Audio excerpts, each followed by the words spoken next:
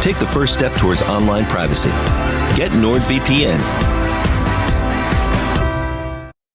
Hi everybody, this is Crypto Rich, working with you to get rich with crypto, although this video is not about crypto. This is about food and about freedom and our fight for freedom and our food. Now, before I continue with what we're going to be talking about and explaining why this video looks like this, please subscribe, follow me on Twitter, CryptoRichYT, join my official Telegram announcements channel, and it's very unlikely. In fact, all of this video will not be on YouTube. I might put a little bit on YouTube, but really, if you want to catch all the work that I do, all the work that I post, come and follow me on Odyssey, bit.ly/CryptoRichOdyssey. Also follow me on Twitter @CryptoRichYT and join my official Telegram announcements channel. I am today, on Thursday the 9th of March, joined by Mr. Quibbs. Now, Mr. Quibbs is involved with we'll just find out a little bit about the project that you're involved in, or the group, Pursuit of Privacy. But really, we're going to be talking about how the powers that be have decided it's not in our interests to have farming. Right. Farms Thou are shalt not farm. Thou shalt not farm. Farms are bad for you. But it's the most polluting, destructive industry in the world. Unlike mining, mining for lithium and cobalt and rare earth metals. Right. We need to go green. Windmills everywhere. Yeah, and we need to dig up the planet for cobalt and lithium. That's very green.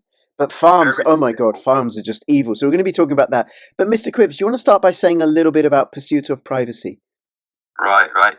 Yeah, thanks for having me. So what I do is I'm a huge proponent of privacy. So I have my own group, Pursuit of Privacy, where we talk about anything privacy related, really, mostly focusing on cryptocurrencies. So I do interviews and AMAs with various privacy coins. And next to that, I also help various privacy projects with their marketing. Fabulous. And not all the projects are cryptocurrency projects. Some are connected to it, some are close friends or cousins of crypto, some are crypto projects, but I'll have a link to the Telegram group in the description below, because you have information on VPNs and all sorts of privacy focused applications in that group, right? Yeah, right. Yeah, I think it's just an open community, and people can ask any type of questions, and everyone's really helpful, and there's a lot of people with knowledge from all kinds of communities, really. So, and that forms one big community altogether, and a lot of knowledge. So people ask all kinds of questions about privacy on their phones, private emails, VPNs, cryptocurrencies, you name it. Great. And yes, and just want to give a shout out to NordVPN, because I have an affiliate link and it supports my work as a vlogger. So please use my link. You get a 2/3 discount on some of their packages, and you encrypt all the data coming in and out. And also check out skiff.com, SKIFF.com. I don't know if they're within the Pursuit of Privacy group, but that is a email and collaborative workstation platform which uses open source ZK Snark technology. So way more secure than Gmail.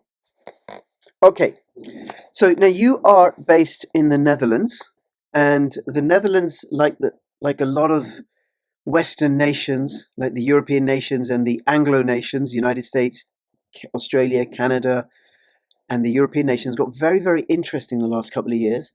But tell me what's happening and how it all started with regards to the farms, because the government wants to shut down something like 3,000 farms in the Netherlands. Do you want to talk us through it? Yeah, sure. So what's happening here is that the government of the Netherlands is... I've grown up here since I was young, and I've just basically seen them breaking down my country slowly, bit by bit. And with the latest crisis, because they have numerous crises for numerous goals that they had, and they lied so many times. But now they're saying that we need to get the nitrogen numbers down. There's a nitrogen crisis here. And they say that is bad for nature, so that certain plants won't grow anymore. And also that it's bad for climate change, of course.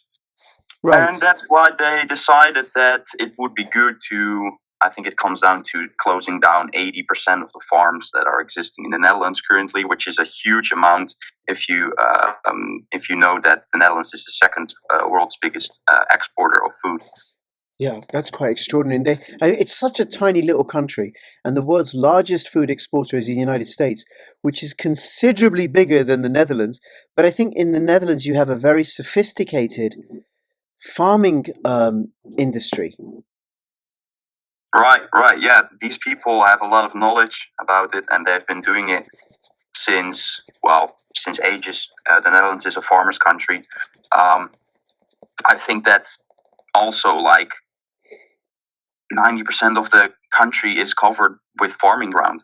Wow. So it also a big, it forms the landscape of the Netherlands. If you take that all away and you want to build cities there, houses, well, then it's not the Netherlands anymore, if you ask me.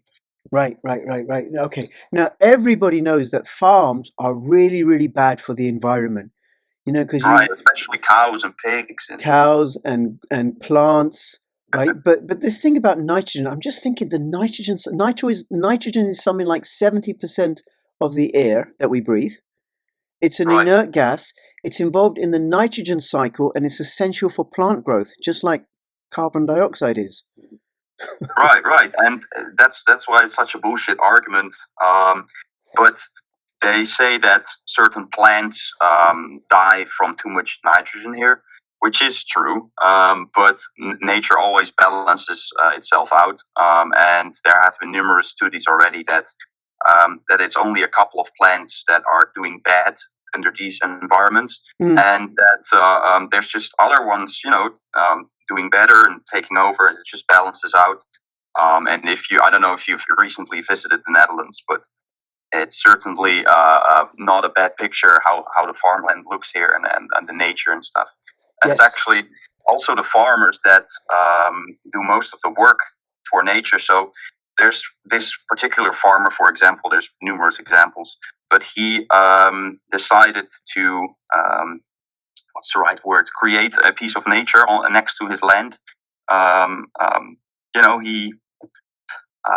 a little bit of wild land. He let some land grow wild, rewilding. That's the word I was looking for, maintain. Right. So he maintains this piece of nature for the province. Yep. And he actually created it as well. And now, because he is next to this piece of nature, he has to quit his farming activities. Because it's bad for that piece of nature. They say that is next to his farming ground, but he's the one that created it and is maintaining it. Wow. So that's how ridiculous it gets. Yes. Well, it is completely ridiculous. And while there are some plants that don't do well when there's too much nitrogen, the vast majority of plants do really, really well and need nitrogen for growth, just like they need carbon dioxide for growth, because actually, just something else that's occurred to me, carbon dioxide is plant food. Carbon dioxide plus warmth plus daylight plus water gives us glucose plus oxygen, which is which is photosynthesis. And we are carbon-based life forms. And nitrogen, if I remember correctly from my human biology, and people, if you know otherwise, please give me a link in the description below or comment. But nitrogen is in all proteins. You need nitrogen for amino acids, I think. Yeah, because carbohydrates and fats are carbon, hydrogen, and oxygen, and the addition of nitrogen gives us amino acids, I think. But don't take my word for it. That's something for me to check out later. Anyway, but nitrogen is essential to the plant cycle. Right. I'll take your word for it. I'm used to all the Dutch words for all the terms, so I don't know exactly what the English terms are. Right, okay. All right, now, I hear plans that they want to get rid of the farms and replace them with a large city, a trifecta state city, with the Benelux countries, because they're also doing this in Belgium as well, to destroy farming in Belgium. Right, so, so that plan is the tri-state city, which should form between Belgium, the Netherlands, and also part of Germany. Okay. And I also strongly believe that is the goal, because they are already talking about plans to build houses everywhere on the same ground that they want to buy from the farmers. So this three-state city should reach from the border with Belgium and France to Düsseldorf, all the way to Groningen, basically a big circle around Amsterdam. That would be massive. Yeah, Absolutely it would be massive. absolutely massive. It would be like Brussels, Amsterdam, Rotterdam. So many major cities, major German cities as well. Right, which fits in with the WEF agenda of driving everybody out of the countryside into cities because they're easier to manage and control. They are dependent, don't have their own livelihoods, and can't make their own food. And then the other thing, Mr. Cribbs, that we mustn't ignore is that large urban conurbations, large cities, are much, much better for the environment than farms, aren't they? Yes, right. Definitely. Yes. No pollution there at all. No pollution, and wildlife prefers concrete and tarmac and steel rather than open fields of trees and plants growing. Right. Yes. Okay. So then, why do you think they're doing this? Yeah, it's a really good question. I think it's all about control. If you dig into the plans of the WEF, then you'll find out, of course, and many leaders in the European Union, but also outside of it, Western leaders are have good ties with Klaus Schwab and stuff. Even our own Prime Minister Mark Rutte is actually walking with a WEF bag to his work yeah. Oh my God. he doesn't even hide it. He also says that he thinks that they're great people and that they have great innovative ideas. My bet is that they want to make these plans a reality, and in order to make that a reality, the farmers have to move, and a whole bunch of other things have to change, like our monetary system with the CBDC and a bunch of other things. But that's a story for another time. Right. But yeah, that's why they're doing this. Okay. And do the Dutch people, are they awake to this? Do they realize this is going on? The majority does not. There's this really big group of Dutchies that have always voted for the VVD, which is the biggest party. Is it also party in English? I think it is, right? Yeah, it is. Yeah, it's the biggest party of the Netherlands for a decade at least. And this is because I think they only have like about 20% of the votes of the Netherlands, but the parties are so scrambled that the second party had like 15% of the votes, 12, 10, blah, blah. So they're the biggest party. And there's this big group of 20% of the Netherlands who has a lot of money, and they have always had it. Yeah, they always did good in the Netherlands, and they still do. So they are just blind, and they will not vote anything else. They're just like, oh well, I have enough money anyway, and life is good, so I'll just vote for the VVD again. Why make a change if it's going well? In their eyes, it's going well, but they just don't seem to care that there's actually more than like over 1 million Dutchies that got into poverty only over the last few years. Wow. I think that's one of the reasons that we're in this situation. But also the majority, like 80-90%, is not aware of this. They don't believe that this World Economic Forum plan is actually, reality. And they just think it's a conspiracy theory. But that's also because the media here in the Netherlands is being controlled by the same government parties. And they just don't give, a voice to alternative sounds. Right. But don't people see the farmers' protests and hear about it? Because Netherlands is a small country, small population, certainly relative to Britain or Germany or France. So even through word of mouth, people would know. I mean, I imagine everybody's pretty much connected to either directly or indirectly to a farming family. Right, yeah, but there's this big split between the countryside of the Netherlands and the city people. We call it the Randstad here. Right. The Randstad is basically a small version of the tri-state city. It's like Utrecht, Amsterdam, Rotterdam, The Hague, and everything between those cities, because it's a huge, agglomeracy. What's the English word? Conurbation? Yeah. It's basically a bunch of cities merged together already. Right. And there's this huge difference between the countryside and the city side. And what you're saying is definitely right. The countryside is really aware of it, but the people in the city are still the majority of the Dutch people, and they are really leftist people who care about climate change, and they actually don't like the farmers at all. So yeah, that's also part of the problem. And another part of the problem is that the people from the countryside are very conservative, which shouldn't be a bad thing, but so conservative that they still vote for the Christian parties here in the Netherlands, like CDA, ChristenUnie, which are also part of the problem and also part of that WEF club. So, Right. Yeah. I mean, the WF have done that in the UK. They've captured the Conservative Party, and they've captured the Labour Party, and I think they've captured the SNP, and they've captured the Liberal Democrats. Right. And they've probably also captured the Green Party. I don't know, but the Green, because the WF are using green politics as a cover to enforce their tyranny.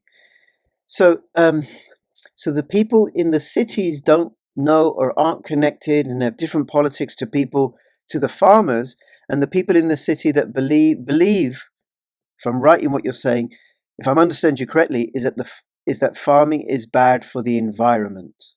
Yeah, they truly believe that. So they are saying like, oh, the farmers are selfish. A part of you has to quit so that we can continue to exist on the globe. That's their argument, what they believe. Right. Okay. Yeah. Yes, because growing food is really, really bad for human beings. Unless we stop growing food, we're all going to die. Therefore, we must stop growing food, and then we'll all die. Right. And even like, I think that there's also a very big, there's a lot of jobs that come from the farming sector here in the Netherlands. I think it goes, I don't know the exact numbers, but I think it goes over 500,000 jobs. So if you take that away, you have another major problem. Yeah, because all the connected industries. And then also, these are mostly small farmers. These aren't farms owned by great big corporations. Am I right? Is that right? Yeah, you're right. Yeah. Okay, so these are these are farms that families have passed on for generations and generations, small holdings rather than great big corporate agribusiness owned farms. Okay. Now, how is the government going about? How can you say, look, we're going to buy up the land? Under what rules or what laws can they do this? I actually don't even know. I just know that they can, apparently. They do pay them a good sum of money, apparently, for it. So there's actually a decent amount of farmers that are just, saying, okay, buy me out, it's fine, because they get a decent sum of money for it. But there's also a big part of Dutch farmers who have done this for hundreds and hundreds of years. It's been a family business for hundreds of years, and they don't want to quit. They want to continue doing this. This is their lifestyle. This is their life. They want their kids to do this as well. Right. And those are not moving, but apparently they can force them to do so. I don't know under what law exactly. Okay. All right. And then I know that this is similar is happening in Spain, in Belgium, I think Poland. In the UK, farmers are being paid large sums of money by the government to retire. And then also in Ireland, the farmers have been told they need to reduce their dairy herds by 1/3 because cows fart. And if cows fart too much, we'll all die, which is absolute nonsense. It doesn't stand up to any rigor, any scrutiny. If anybody looks into it, doesn't stand up to any scrutiny. And just because the government says so, because the government also told us that these injections were safe and effective. And the government also told us with their mainstream media that Iraq had weapons of mass destruction. And the government also tell us that don't worry, the EU is doing really, really well. And I think you would agree with me that it's completely insolvent. Right. It has been insolvent for many years, has no money. All right. Then what are people doing about it, those that are resisting? How are they resisting? What's happening? Well, they've been protesting since 2019 already. It was the first major farmers' protest, so for 4 years already. But they're not really booking any results, and I don't think they will either, because I think it's just all a setup. So, for example, this weekend, in 2 days, on Saturday, we have the 11th, we have a huge farmers' protest in The Hague. And there's going to be at least 50,000 people there, I think. And it's being promoted everywhere. The media is spending a lot of attention about it, to it. Even the mayor of the Hague has said that he will use the army of the Netherlands against farmers this weekend again, because the farmers want to come with at least 5,000 tractors, and they don't want to have them in the city, so they will use the army to keep them out. Which is ridiculous, of course. Is that constitutional? Yeah, I believe. I actually don't even know, but they're not really. So all they're doing is they're using the army materials. So the army is basically putting down huge trucks, army trucks, to block off important roads, and then the police does the rest, because it's not allowed in the Netherlands to use your army against your own people. That's not allowed. But I think that they are allowed to use certain materials for blocking roads, for example. Right. So yeah, there's always a way. There's always a way for them. Okay. But with the problem with these protests is, I think it's all just a setup, because now they've also said, the mayor of The Hague has said that only 2 tractors are allowed into The Hague as a symbol for the protest.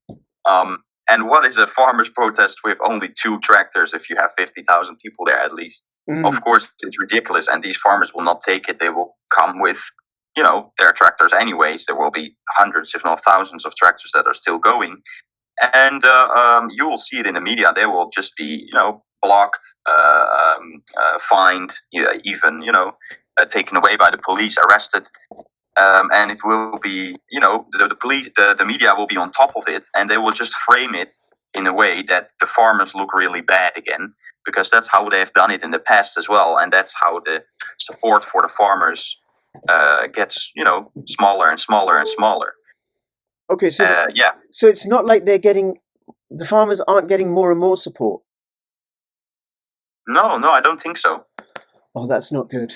That's not good. At least the city people are starting to hate them more and more. Yeah. And I don't know about the countryside people. I don't think there's much change there. But polarization is huge in the Netherlands. That's for sure. Yeah.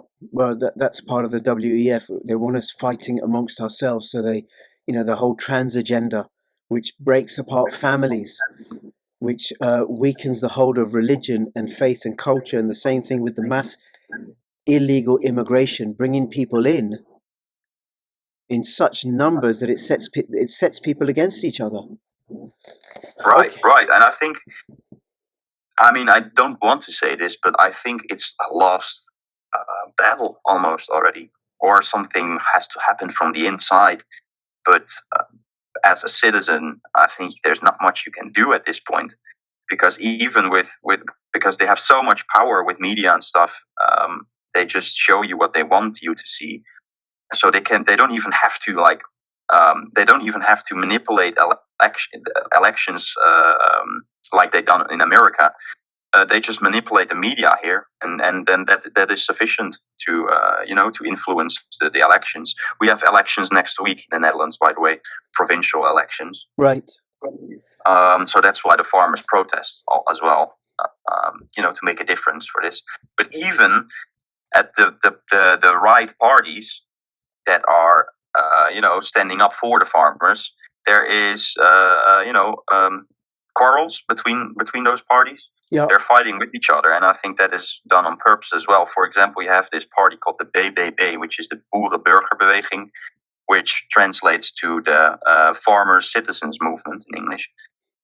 And they got really big. They only started, I think, a couple of years back, and they have only 1 seat in the parliament here currently. But I think the forecast is that if there would be elections right now, that they would get at least 15 seats, like 10% of the parliament, which is big in the Netherlands. But also, they on purpose, they never talk about the WEF, they never talk about it. And obviously they know about it, but they just don't want to talk about it. And I think it's just control opposition, to be honest. Oh, wow. I think it's going to be the same story as with the VVD, which was also a right party at first. And in their election program, they said, like, stop immigration, everyone gets a free €1,000, stuff like that. And, well, turned out everyone lost at least 10 grand. And that is even a low number to say. And we got over 1 million immigrants over the past 10 years here in the Netherlands. And we only got like 18 or 19 million inhabitants. So, Right. you know, they're doing something way different than what they promised in their election program. And I truly hope not, but I do think the same will happen with the BBB if they get big. You know, they make all these promises like, oh, we're going to help the farmers. They also don't even, they acknowledge that there is a nitrogen crisis. In my opinion, it's just a made-up political crisis. It's not a real crisis. It doesn't exist. But the BBB, they say it exists, but they say the farmers just don't need to be, you know, the farmers don't need to be, what's the right word? Blamed for Yeah, it. blamed. Yeah, they don't need to be blamed so much for it. They say that there's also other parties like Luchthaven Schiphol, with Airport Schiphol, or major polluting manufacturers here in the Netherlands, that they also play a role. But to me, there's no problem at all. But the farmers believe this. The majority of the farmers believe this and stands behind BBB. So I think this problem will never solve itself. Oh, wow. And I think why people believe it is, one is they don't question. Do you know about the Milgram experiment, Mr. K? No, I do not. So this was by a psychologist, and it was looking at why did people in Germany just follow the Nazis and just go along with it. And what the Milgram experiment was, this guy took some study subjects, just normal people, and he had an actor. And there was the actor was to be given electric shocks by the study subjects.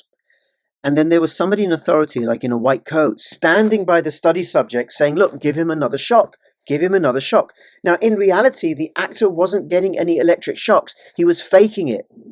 But what they found in that experiment is that most people carried on giving the actor what they thought were electric shocks just because they were being told to do so. They just blindly followed orders. Right. And that still happens today. Yeah, well, it's human beings, We've right? seen it with the whole COVID thing, but also with this farmers thing now. Yeah, And God knows what's next. Yeah, if I can say something, people don't dig in. They don't dig in. They just follow orders. And I think that has a lot to do with schooling, because we get trained to follow orders and do as we're told. Do as you're told, do as you're told, or you'll get in trouble. So then, you know, the government says, okay, we got COVID, we got coronavirus, and don't worry, we got these injections. You have to have an injection. And people just, okay, yeah, I'll have the injection. Oh, I'll have a second shot. The government says I need to do that. Oh, I need to have a booster. I'll go and have a booster, without digging into it. Right. People don't even look into it. They don't do their own research. They don't look into blindly it. Trust and follow, like you said. Yeah, that's right. Even with the young people here in the Netherlands, it got even more ridiculous. There have been numerous people interviewed on the streets, young people, and they asked, like, why did you take the COVID shot? And they're saying, like, oh, well, I want to go to McDonald's. I want to go out. I want to party. Jesus. That are the reasons from the youngsters of the Netherlands to do this kind of stuff. Yeah. It's ridiculous. It's completely crazy, ridiculous. and it's really sad as well. Well, here's what I did. I mean, one, I don't trust, and I'm going to bring it back to the farming in a moment, right? One, I don't trust pharmaceuticals anyway, because I know about Tuskegee and Depo-Provera and Vioxx and thalidomide and all their other scandals. They're not interested in my health. They're interested in their profits. But I dug out, I did my own research, and we got polyethylene glycol, which is PEG, which coats the lipid nanoparticle, which is like a titanium shell around the synthetic mRNA, which is what you're getting when you have the injections. So I looked into, well, what happens to mRNA in the body when it's outside the cells? Why are they using PEG to protect the mRNA? And then what is the effect of PEG in the body? None of it was good. And I would invite people who really do believe that carbon dioxide is going to be the death of us all to start digging deeper. And the same deal for nitrogen. Nitrogen and carbon dioxide are essential for life. We are carbon-based life forms. We need nitrogen for plant growth. We need carbon dioxide for plant growth. 70% of the atmosphere is nitrogen? It can't be that dangerous. We're breathing it in and breathing it out all the time because it's mostly inert for us. So don't believe what they're telling you, because what they're telling you isn't for our benefit. And they're restricting food in order to exert control over our lives. The British did it with the potato famine in Ireland. Stalin did it with Holodomor in Ukraine. The British did it in India and their other territories. The European settlers did it with Native Americans in North America. You restrict the food, you control the population. It is absurd to replace a vibrant agricultural economy with a massive urban city and say, oh, you're doing it to protect the environment. You're doing it to kill people. Totally. Okay, so look, that strategy isn't working, you say. So what is working and what can people do? I think that the solution is way closer and easier than the farmers think. They've been protesting for years, going out with their tractors to the cities and stuff, block roads and all that. But they can just do it from their seat at home, and they can basically checkmate the government. How? By setting up initiatives to sell their food directly to the people, but also by looking into alternatives of our monetary system. But how would that stop compulsory purchase orders from the government? Oh, that certainly won't stop it, I believe. But there's so much taxation still that the government earns from the farmers that if they would take that away completely, immediately, like effectively immediately, I think that would put so much pressure on the government, they would maybe think twice about buying them out. Right, like a tax strike, a refusal to pay taxes, but en masse, done by many people. Okay, all right. And then I just want to ask, related to it, what about digital IDs, CBDCs, and 15-minute cities? Because that's happening in the UK. All right, well, here too, man. Dutch government is also working on it. Our Minister of Finance has already said that she's excited about the CBDCs, and that actually, even without the CBDC, she's working on a plan to control or check everyone's expenses over 100 euros. So so you won't be able to spend 100 euros anymore, unless without the government checking what you are spending it on.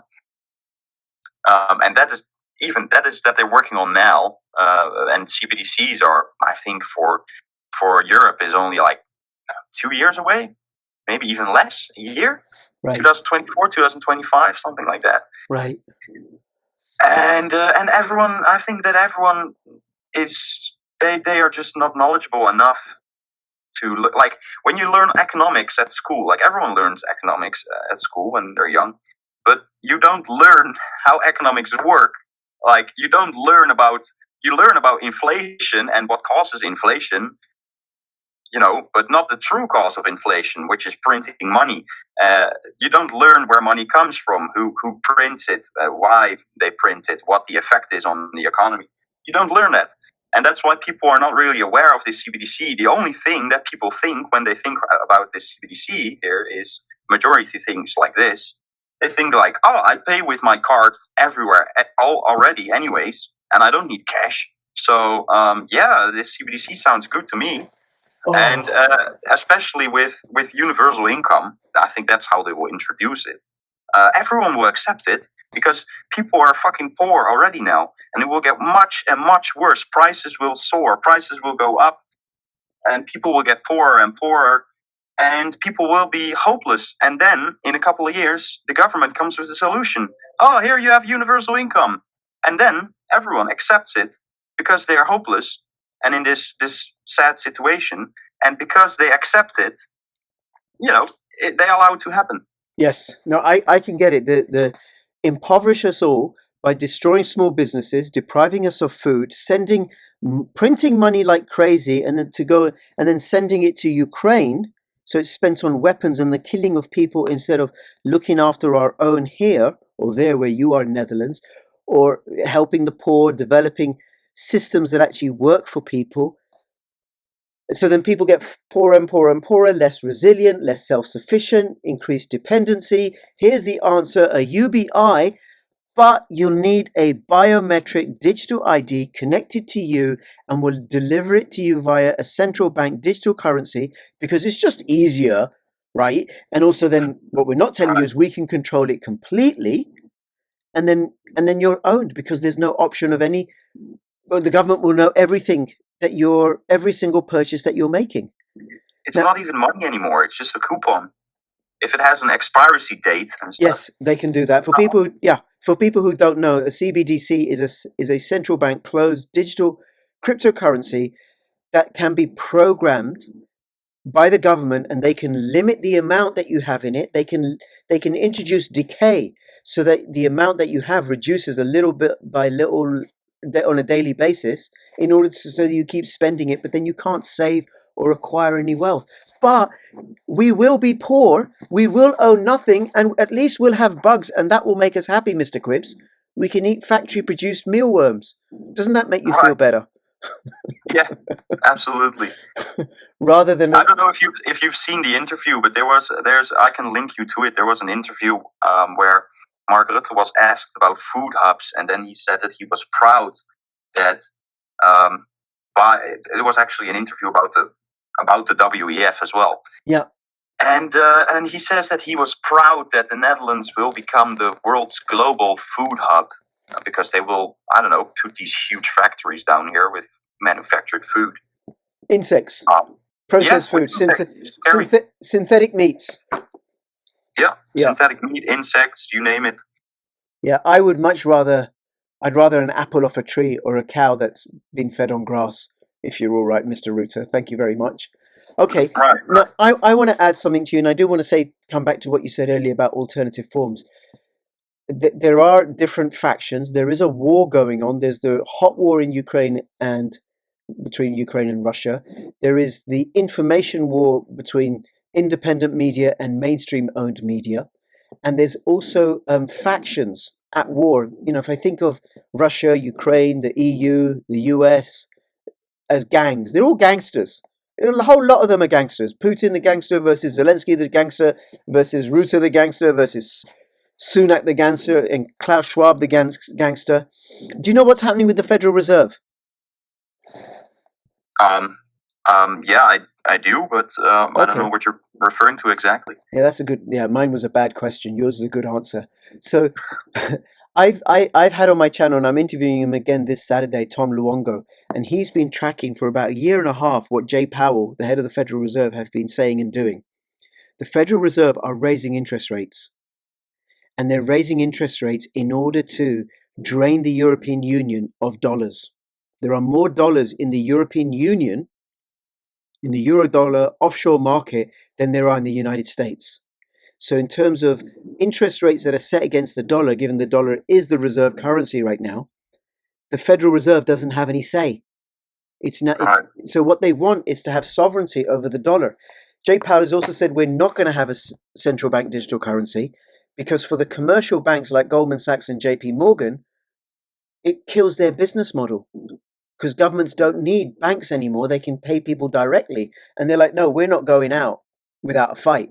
So they're raising interest rates, and which is why you hear the EU and the IMF screaming about the US raising interest rates and the Federal Reserve mustn't do it, mustn't do it, mustn't do it, mustn't do it. Because the IMF is also tied to the WEF, as is the European Union, and it will break the European Union. Because the European Union already can't afford debt repayments, which is why it had negative interest rates and zero interest rates for so many years. And now as the interest rates go up and up and up and up, the debt repayments become increasingly unaffordable. And then because of the insane sanctions against Russia, where the European Union and the UK are sanctioning themselves, things just going to get more and more expensive. The pound and the euro will get weaker relative to the dollar because money will go where it gets better return, which will be the United States. And the whole system will break. And the WEF and the old European aristocrat imperialists will no longer have the funds to fuel their project. Right. So right. Here in the Netherlands, people also think that the economy is still doing really well because we have seen an economic growth last year of like 4.2%, I believe, something now in the 4%. Right. And but it's like looking at a nice new looking Audi, and then you open the hood and you look under the hood and you see this crappy motor because man, like for example, COVID restrictions really took its toll on the Dutch economy as well. Yeah. Because all these small business owners are on the verge of quitting to exist. Yeah. And also the big companies, examples are Shell, Royal Dutch Shell, Unilever. They moved to the UK, for example. Right. Because they already see that the climate here in the Netherlands for businesses is getting worse and worse and worse. And they asked in a poll, they asked businesses if they were looking to make plans to move out of the Netherlands, and actually about 25 or 20% said yes, we want to move out of the Netherlands. That is really bad. And also, these small business owners, they don't make such a big part of the economy, but they provide 70% of the jobs in the Netherlands. And if all these small business owners go out of business, you get insane poverty and joblessness.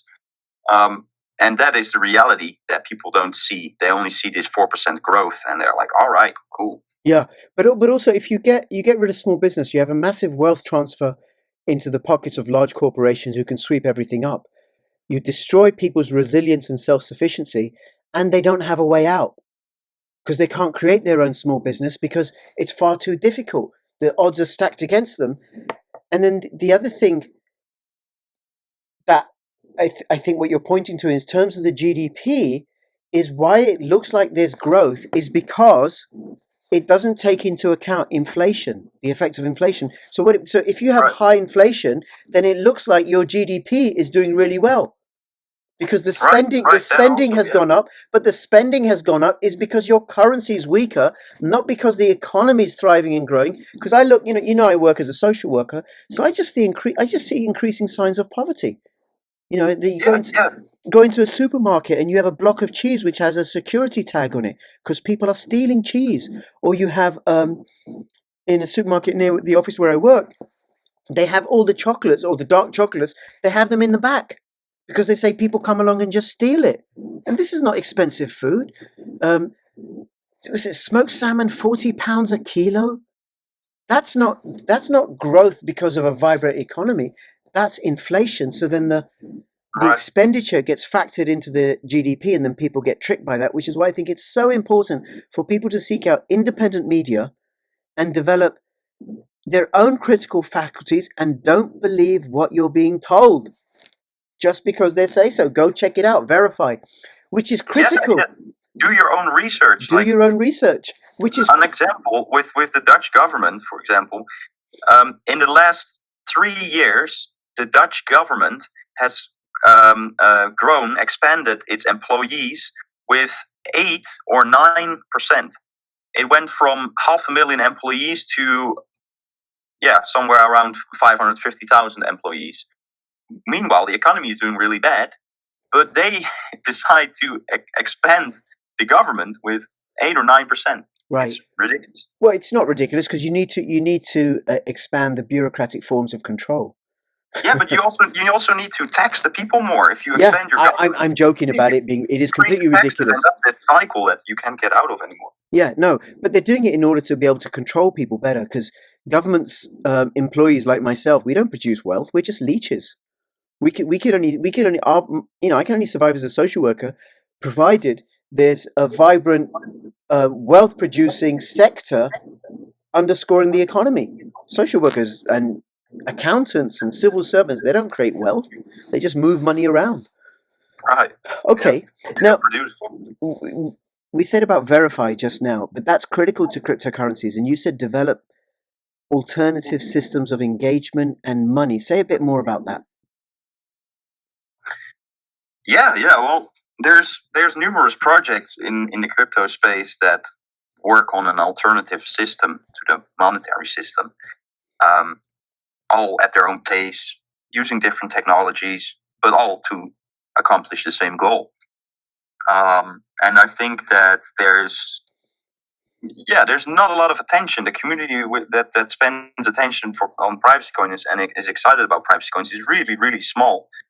And I think there could really be a lot of progress on that front by introducing private cryptocurrencies to for example, farmers and other affected Right. people. And that's also what I'm trying to do here in the Netherlands when I go to a protest. I don't really go there because I want to be part of the protest, but I go there to convince people and tell people about the solution.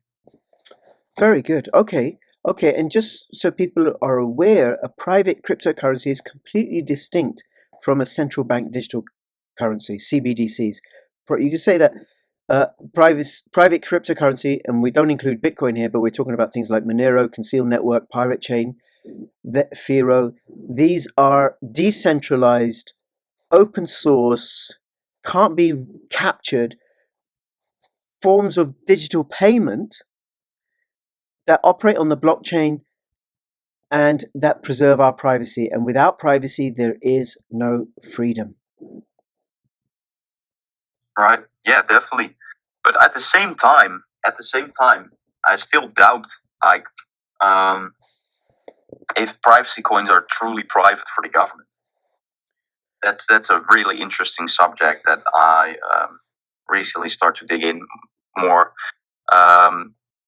because I know companies like Chain Analysis are busy with creating tools to de-anonymize projects like Monero, and they claim that they already have succeeded. Obviously, you don't know that. They can just talk bullshit. Yeah. But there's also enough reason to believe that they actually are able to. That's very, very interesting. A conversation for another video, because I want to keep this one to right. And I like to think, and I hope, because I'm connected to them, that they can't do that with Pirate Chain, which uses better privacy tech than Monero does. Okay, Mr. Cripps, you said that there's nothing. You said earlier there's nothing we can do, right? But just to qualify that, there's plenty that we can do. For sure, yes. Yeah. Yes, there's definitely plenty we can do. Like, the people always have the power and just go out there and talk to your family, your friends, in an open conversation, and tell them what you're worried about. If we can get everyone behind, or the majority behind, what we're standing for, then we can definitely win. Yeah, well, I'd say there's loads and loads of things we can do. We have, our strength is our diversity in our numbers. So, for example, by spreading the word in the way that I'm doing through these videos, and please share this with people. And you got contacts in the Netherlands, tell them about this. You got contacts in Belgium, wherever. Spread the word. We need to wake people up. And then once people are woken up, then they can take actions that resist. And it might be promoting decentralized forms of organization locally, setting up cooperatives where people buy directly from farmers, or it might be setting up different local cryptocurrencies, because you can also do that. You don't have to use Pirate Chain. You can go find a project that and set up a local exchange network. Then there's also going on demonstrations. That has value. Then there's getting involved in politics locally, so that so at local level, you're kicking out the MPs and representatives who are representing or promoting the WEF line. That's happening in the UK, by the way, with the Conservative Party. At a grassroots level, the grassroots are getting rid of a number of MPs who, were in support of the mandate or want UK to go and join the Brexit, go and join the EU again, right? So that's happening. There's that you can do.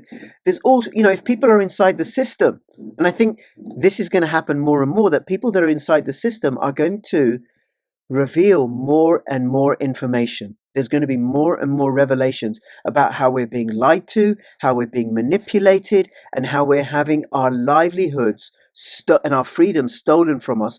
And there may even be people inside the system who are able to delay the onset of the Great Reset in some way, or even sabotage it, even if it delays it a little bit, takes it a little bit longer, disrupt the process, be ungovernable. Anything you want to add to what I've said there, Mr. Quibbs? No, I think you explained it really well. In the Netherlands, we always say all the small bits form a mountain. I don't know if there's anything close in English. That's what we say. It's a very, very good saying. It's a bit odd that it comes from a flat country like the Netherlands where you have no mountains.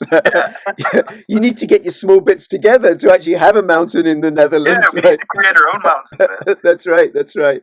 But actually, something else is that we need to unite with each other.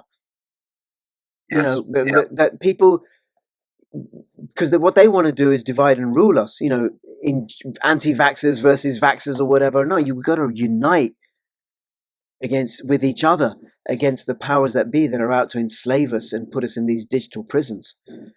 So, and I said to you when we weren't recording, is they're failing. They are failing. Their timeline's all messed up. There's far too much chaos in the system, and they're not able to manage it all. They're going to do a lot of damage between now and then, but it will fail. I'm not going to be eating bugs, no bloody way. Now, if people want to get involved or find out more about what's happening with the farmers' protests, is there a website you can suggest? I don't know, actually. No, okay, not I really. do know. I do know. Okay, I will find out. There is an English one, and I'll post the link in the description below, and also the link to Pursuit of Privacy. If people just want to find, it's on Telegram, by the way, so you need to have Telegram installed. So if you want to find out about different privacy-focused projects, cryptocurrency ones, and also non-cryptocurrency ones. Mr. Quibbs, thank you so much. Really, really appreciate it. And I look forward to speaking to you again at some point soon. And everybody, if you have any comments or questions, actually, one thing I want to say, one thing I'm looking to do is I'm looking to develop a course that will support people who want to get into cryptos. So if you know a bit about Bitcoin, but you don't know how to get started and stuff, what I'd like in the comments is, what do you think are the biggest barriers for people to get involved with crypto? Just let me know in the comments, what your friends and family have said to you, or what it might be a barrier for you, because I'd really appreciate that input. All right, Mr. Quibbs, thank you so much. And between now and when I see you next, please keep filling your pockets with freedom.